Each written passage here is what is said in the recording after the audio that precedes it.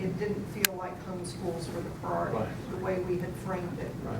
So I guess I'm wondering if we need either visually to connect the two, or describe homeschools and describe magnet schools, and here's what we expect to be common against all of these schools, because a track record of high student achievement, a track record of narrowing achievement gaps would certainly be what I would be expecting and wanting from the perspective of an employee at our home schools. But I don't want to differentiate, to Erica's point, so I wonder about language that would say our expectation for home and magnet schools is X, and then any specialized bullets for home and magnet we could describe. Because clearly anybody reading this would say that our priority is magnets. When you get to that language. Right. That language, yeah. So that's why I would wonder if we could take some of that language and make that describe what we want for a school, for all schools, and then delineate home and magnet with any specialized features or. For parents and students, of which proximity is the primary issue, we offer a homeschool or homeschool component of a school. For parents and students whose primary interests, priority centers around a specialized program, a language, or whatever that is, we offer a magnet option. We start to frame our assignment plan in that. But isn't that clean cut though? Because we are increasingly adding specialized programs to homeschools, such as the Cambridge program, such as the program we put into place at Mountain Island Lake. I mean, so is it as clean cut as that? Well, the difference might be, it could be that instead of it being a homeschool with a specialized program, it's a school that has a homeschool attendance bound, a component. And then it has a program that we're increasing the students who can participate in that program beyond just the home zone. But I guess what I'm saying is, will we know at that point why a family is choosing the school? Are they choosing for the specialization, even though it's a homeschool? Or are they truly choosing because of proximity? I'm with you. I think that is what makes this so difficult, is we don't know why parents choose. We know generically, but we don't know in a finite enough data level to be able to. So without that, we have to provide a variety of offerings. It's a little bit like running a business, forgive me, that you don't know why your customers are making these choices, but I'm going to give a broad enough range of choices to capture my customer's business. This is kind of the same logic. And I hear what you're saying, but unlike a business, we don't have those profits to reinvest. So I mean, I think we are going to have to do some more market research and really hear the voice of the customer to get a sense of, as we are making these decisions, how is our customer coming to the marketplace? Because we have to get clear on that, because our resources are extremely limited. I couldn't agree more. I think to whatever degree we can survey and have better clarity around, or it goes to Tom's point about the surprising choices parents made in that example. I'm totally with you. Some surveying of that would help us make better choices in what to offer where. To that extent, and you and the staff, I don't know if you're working with K-12 Insight or some other outfit, begin to bring us templates of questionnaires that can get after some of that data. Because I know we want to do some community engagement, but it seems like this even needs to go ahead of that engagement to kind of frame the conversations. Yeah, I think that type of research would actually be better than the engagement we've been getting. Yeah. It's like we're getting the loudest voices. This would be hopefully clean, and not important, not unimportant voices. But I really like your idea. It'd be a combination. Absolutely. 4,000 people parents who want to be in magnet. Maybe. We think. That's only the ones who've applied. Yeah.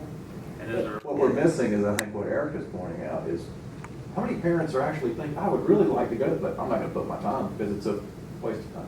That's what. Well, shut stop. Yeah. District 3, if I hear any complaints over and over and over again, magnets are not an option because I am in a working situation and I cannot get my child to read shows.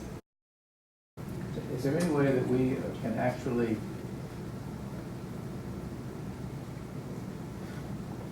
have options in an area like that, where there are no, if every option you got is to go to the next nearest school is D or F, and you don't want to do that, you want to go somewhere else, and we don't have enough seats and you can't do shuttle stops, then what option do you have besides a charter school or a private school, or actually homeschooling your own children, which a few people do. I don't think that's a great number that hasn't changed much actually over the years.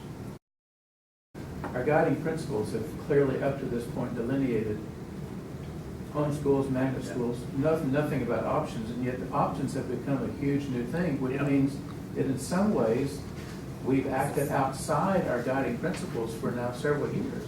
We have. In an effort to make our home schools. Right. I mean, so Right. Which is a good setting. But we move from homeschools and a magnet fair to homeschools and a magnet options fair, which includes homeschools. I mean, so we've already moved away from our guiding principles in ways that I wasn't even contemplating when we started this discussion. We've got to get those in line if we're going to continue down this road. Hence the suggestion. God, I flipped back to the guiding principles page, and I go back to something Erica said, and it goes to bullet point number 4, the Board of Education is committed to creating such environments. It was fascinating because in the 3 bullet points above, nothing about homeschools, nothing about magnet schools. And so I kind of wonder, based on your concerns, Erica, does it make sense? The Board of Education is committed to creating schools that A, have a track record of consistently high student achievement, and B, narrowing achievement gaps. If those two better fit under that bullet point 4 in our guiding principles, because it makes it very clear. It doesn't differentiate between homeschools and magnets. That's the expectation of all of our schools, and that's the expectation of our student assignment plan, is to create that at all schools. Gentlemen from UNC, when given a choice, whether it's white families or black families, folks end up in magnet schools, or charter schools, I should say, that don't have a lot of diversity. So I think we need to truly ask that question of parents. If we're going to do a survey that's going to help guide us before we make decisions, I think we need to ask that question of the community. So you have a free survey opportunity over the next 5 days. You're going to have a chance to see every one of our high schools graduate. And so I challenge you as board members and members of this policy committee to look at the composition of the senior class at every high school for the graduations you attend. Because I think there is the beginning of the opportunity that stands in front of us. And so I'm being very serious. I look at it every year, and I've been going to high school graduation since 2000 when I entered the central office. And I can tell you those graduations look and feel very different today than they did in the year 2000. So really, in all honesty, just take that in as you're sitting at graduation, because I think that is what inspires me to work with you as a policy group and the full board to advance this ball. But I think we lose sight of it. And if you recall, in 2000, I was the high school regional superintendent, so I was supervising every high school in the district. Very different than we are today. And so, we've had 14 years to live the decisions made in 2001, 2002. So I just, in all seriousness, I think that is your first opportunity to really get a lens that's up close, that I think informs where we may want to go. But I like the idea of having some common language around all schools and expectations, and then if there's a will or an interest in delineating the different scenarios that now exist, and we can explore some homeschools and non-homeschool models and bring those back. But to me, the way it reads right now is uncomfortable.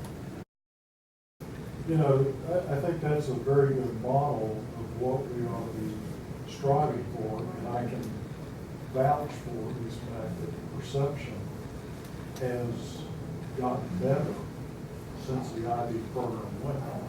So It has grown. It has grown it's grown, and it's significantly. not, I don't know what the numbers look like, but a lot of what we struggle with and have problems with is what people think, not so much what is real. We can look at what's real, but going back to what we were talking about earlier from our customer perspective, we also have to look at what the perception is. You know, and we may say, well, this is what you have, but if the perception that people have is not correct or isn't in line with the school, then we got work to do with that as well. We're talking about programs, and I know we delineate between a program and magnet, but until we have a better understanding of, I mean, in my mind, here's what I would want to see. I'd want to see that. I'd want to see an overlay over that of transportation zones. I'd want to see an overlay of where programs are, and I'd want to see an overlay of where magnet programs are. So until we know what our magnet review is, you know, what recommendations are coming from there, what can we get? Well, that's running parallel, so Okay. that information will be forthcoming. I do think we do know what magnets are and their definition and other school options Right. and how they could potentially fit. But the guiding principles cover everything. Yeah. And so I know. The reason for moving the policy forward is because that's the framework and could inform decisions we make around magnets. So it feels like at least the guiding principle piece needs to advance. And I agree, magnets ought to lead ahead of student assignment, which they are and will.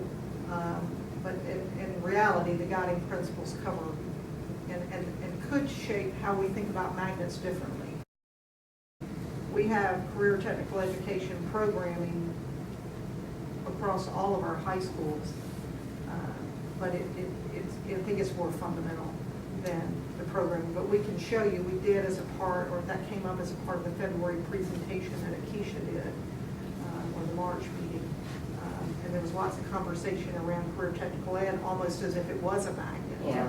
Which of course it isn't, but it is a way to draw students within a transportation zone. So one of the things I can do is just provide you, it's in the course offering guide, it shows you what each program has, each school has, but we can just do a one-page chart so you can actually see Okay. the different CTE programs. That would help me. I'm thinking toward, okay, I'm in 7th grade, this is where I want to land when I start 9th grade, high school CTE, because this is my specialty. If we're not doing it in the middle grades, that middle school, it's going to be difficult for kids to know what's going to be provided for them when they get 9th